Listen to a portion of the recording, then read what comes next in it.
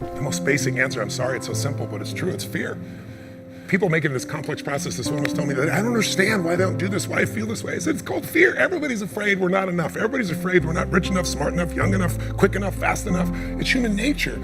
But the secret is to do it anyway. I know that sounds so simplistic. My work when I'm working with somebody is showing them how to condition themselves, like building a muscle, so that you take action first, automatically. Because if you don't do that, it's hard. You lose momentum. It's like, how do I get started? Where do I go? Do anything to start the process of moving forward rather than let fear stop you.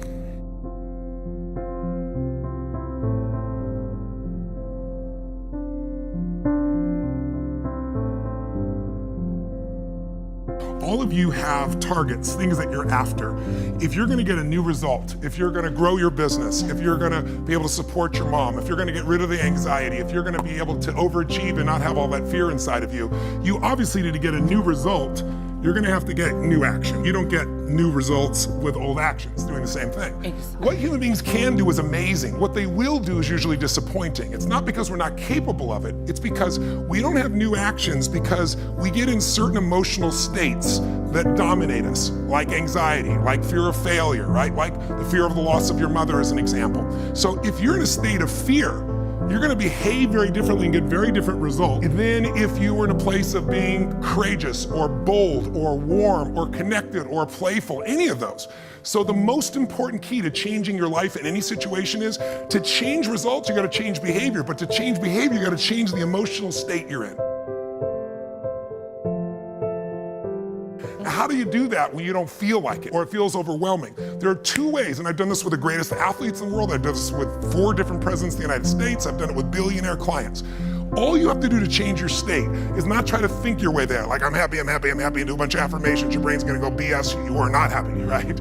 What you need to do is make a radical change in the way you use what we call your physiology. It's a big word, it just means the way you use your physical body. I've taught this for 40 years, and about 3 years ago, Harvard finally did a study where they proved what I did worked, and they called it these power positions. And what they showed was if you stand, everyone can try this, stand up just for a moment if you want, everybody at home can try it as well. So do something really silly, put both your hands on your hips like Wonder Woman or Superman or that stuff, right?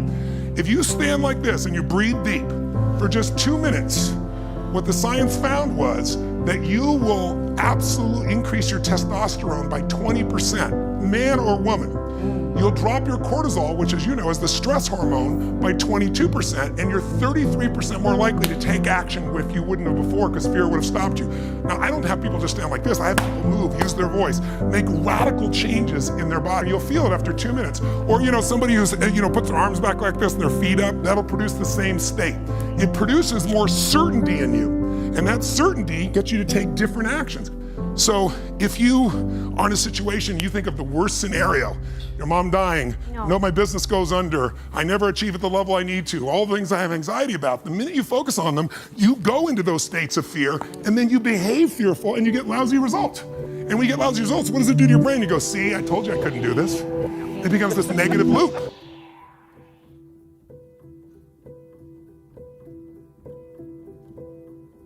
So how do we break out of it? We change our focus by asking better questions. Answer this question in your mind. What is it in your life that you're proud of? If there's something you could feel really proud of right now by focusing on it, your children, yourself, something you accomplished, you did, how many can think of something you could feel proud of? And I don't mean fake pride, ego pride, like where you're making things up. I mean, well, you really did something you're proud of. Good. Right now, close your eyes and focus on how it feels when you're really proud. Focus on that moment you're proud of. How do you breathe when you feel really proud? And if you're a little kid, what happens to your face when you're really proud? You don't hide it, right? There's that big smile on your face. Think of something that you could be really grateful for or excited, pick either one. Something you could be grateful for, a person, a moment, or something if you wanted to that you could be excited about. Let's use excited for a moment. How many could think of something in your life that if you focused on it, you could feel excited? All right, close your eyes. And just for a moment, all we're doing is changing your focus. Focus on what could excite you. Feel like it's really happening. Your mom's healing, you break through in the business, you're achieving the level you want. Anxiety is rid from my life. I'm on charge, I'm on top of it. How do you breathe when you feel really excited? Yeah. So if we change the state you're in, just by changing our focus or the way we use our bodies, it's gotta be a radical change, right? Here's my question for all of you. If you focus on what you want, life has probabilities, there's no guarantees, but you increase them when you change your state. And that's really what this is all about, learning to change your body and learning to change your focus.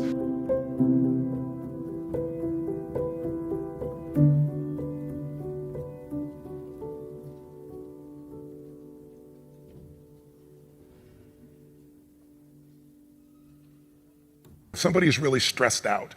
They're not stressed out for no reason. It's because they're focusing on something that makes them feel stressed. They often, when they're focusing on it, it changes the body. You start to feel tight. You start to feel a certain way.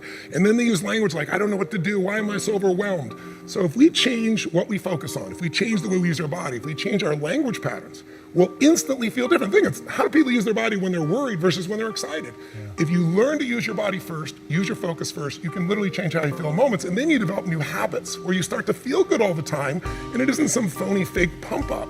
It's literally the way you've conditioned your body. Just like being fit as an athlete, you want to be emotionally fit. When you're not sure what you're going to do, you're going to hesitate, and hesitation kills momentum. And momentum is what makes a sports team win. It's what makes an athlete, a business person win. When you get momentum, it's like it takes enormous energy to get a rocket out of our gravitational pull of the Earth. But out of the solar system's easy. Once it has momentum, it takes less fuel, less energy. Starting a relationship, starting a business, changing your body, it takes so much in the beginning. But once you get going, it's actually really easy. We all have a need for certainty. We have a need to know that we can avoid pain, that we can be comfortable. Some people do that when they're stressed by smoking. Some people work out hard to deal with it. Some people eat to try to get that comfort back. If you were certain every moment of your life, you knew what people are going to do, when they're going to do it, how they're going to do it, you'd be bored out of your mind. So we also need uncertainty. If you have too much uncertainty, you freak out. If you have too little, you feel bored out of your mind. And you can get uncertainty or variety by a great conversation, by making love, by taking on a new job or a new career, a new opportunity. You get a million ways. The question is, do you meet your needs in ways that are positive or negative? Because sugar will make you feel good in the moment, but you feel good long term. Smoking a cigarette will make you comfortable and certain.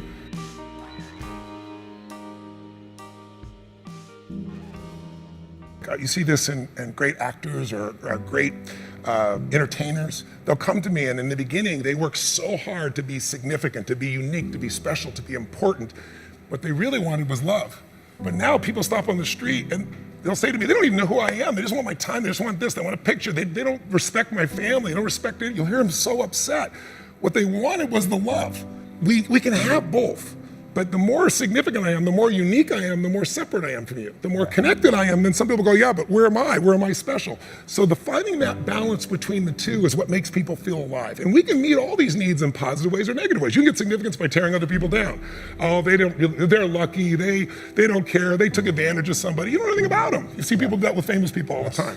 Why are they tearing them down? Because if I don't feel good about myself, if I can make you smaller, I look like I'm moving up. But you're not, and it doesn't work.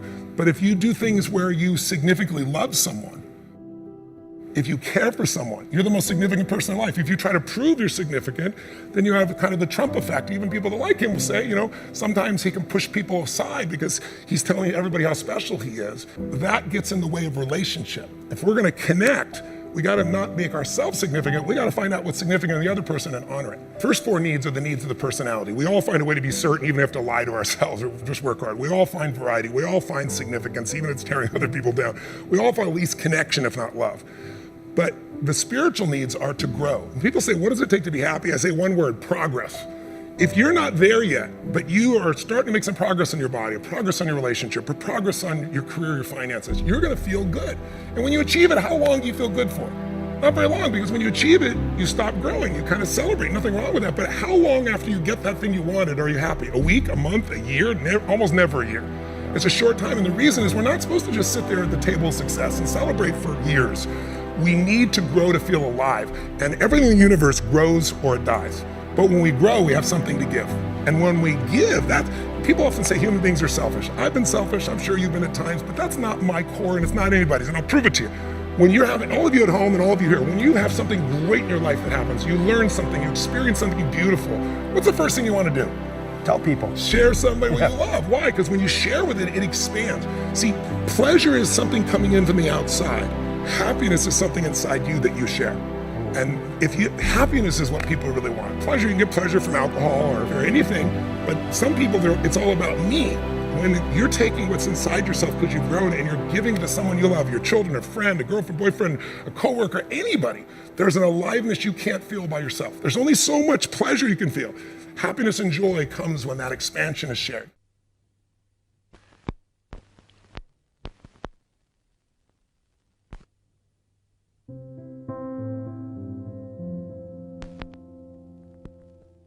Well, if you want a breakthrough, not just a little change, you can change laterally. You can go from being pissed off to frustrated. Right. Doesn't help you much, right? But if you really want to change, most people are trying to change. Say you want to lose weight, they want to make money. They go, how do I do it? They look for the strategy. But I'd like you to think of 3 S's. Strategy is where most people go first. Like, how do I do it? But how hard is it really truly to be fit and have energy? It's not that complex. It's not like reserved for the 1% or expensive to learn. You have to interrupt, you have to hide from the answers to those things. The real problem is the second S, story. They have a story that says, it's a set of beliefs they tell themselves over and again. I've tried everything. Or if they're single, all the good ones are gone. Whatever the story is. And if you tell yourself a story over and over again, so we convince ourselves. You always come up with a lousy story when you're in a lousy state.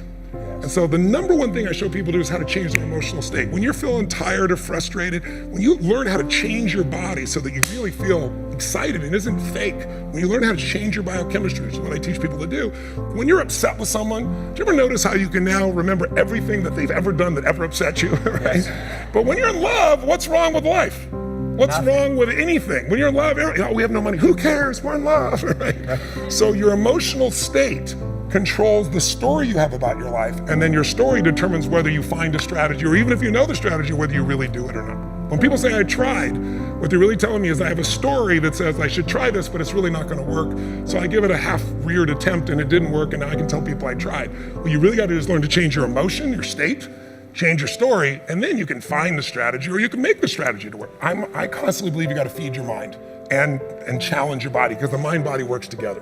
What stops people, as we said, is fear. Well, fear is physical. You feel it in your throat, your gut. But if you do something really physically strong on a regular basis, you develop a new emotional habit.